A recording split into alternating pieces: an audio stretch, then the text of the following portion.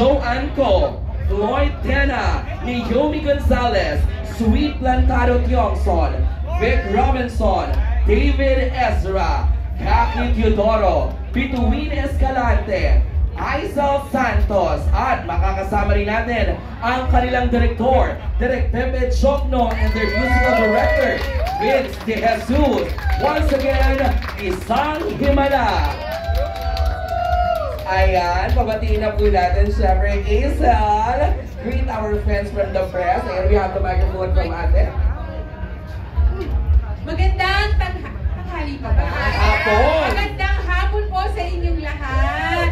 Huwag niyong kalimutan na unahin na sa inyong mga sinihan ang Isang Himala ngayong December 25, ang natatanging movie musical entry ngayong Metro Manila Film Festival. Bigyan niyo po kami ng chance dahil dala-dala namin ang buong teatro. Pinaka-magagaling na musical theater actors po ng ating bansa. Sana po suportahan niyo po kami dahil dala po namin ay obra mula kay Sir Ricky Lee, Miss Naomi, Isinulat po ng ating national artist na si Sir Ricky Lee.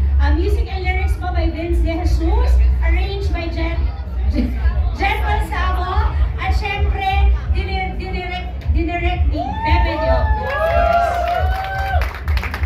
I believe, ako po si Kaki Teodoro, ako po yung gumaganap na bilang Ninya. Ito po si Naomi bilang Chayong.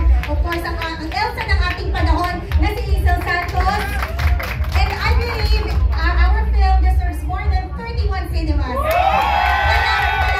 Kailangan po naman ang inyong suporta muna kanina po. Kaya naman po sa December 25 na may Isang Himala! Siyempre gusto ko rin tawagin on stage, Direk Pepe Chocno, ayan. Direk, last year's Metro Manila Film Fest, waging-wagi rin po kayo, Direk. This year ba, kayo po ba ay meron ding ipagmamalaki ulit na itong Isang Himala ay talaga namang mga pangpanalong mga awards?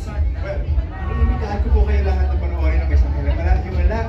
But bago ang December 25, meron pong special gift, isang pamasko, galing sa aming cast. Some of the best performers in Philippine stage now crossing over into film. Take it away. Yes! O Vic, ikaw, baka may gusto kong sabihin sa kasama natin. Sino Vic kasi nag-guest sila sa programa namin sa Teleradyo. Ayan. Oo. Ayan, sana po supportahan niyo po ang Isang Himala. Ako po si Vic Robinson, gumaganap bilang Pilo sa Isang Himala. Sana po, pagkita-kita tayo December 25, Isang Himala. Ito po ang surprise namin sa inyo.